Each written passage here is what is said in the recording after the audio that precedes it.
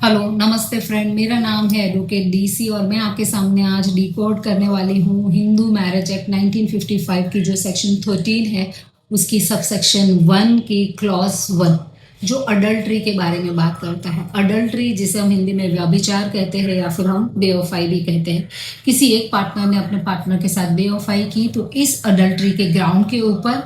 जो दूसरा पार्टनर है वो डिवोर्स ले सकते हैं। अभी हम समझते हैं कि अडल्ट्री कहाँ किसको जाता है।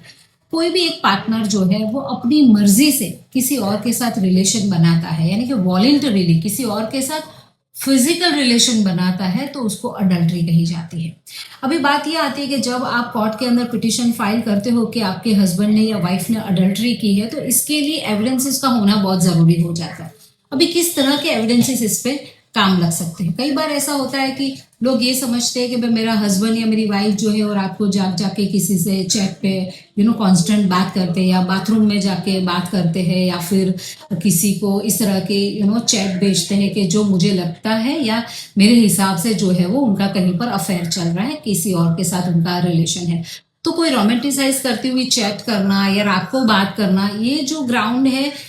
इसके इस बेस के ऊपर ये डिवोर्स का ग्राउंड नहीं बनता है। इसके लिए एक तो ये वॉलेंटरीली अपनी मर्जी से और एक फिजिकल रिलेशन होना बहुत जरूरी है। अभी आप बात करोगे कि ऐसे जो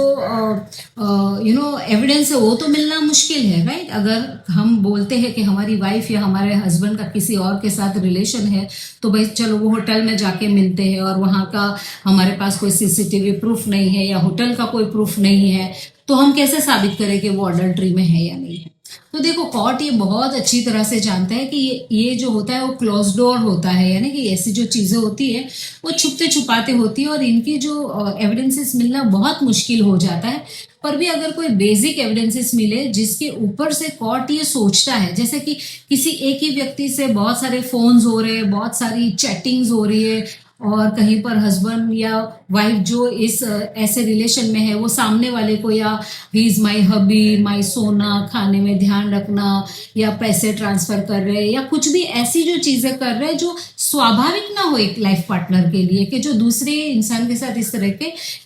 क्लोज रिलेशन रखे।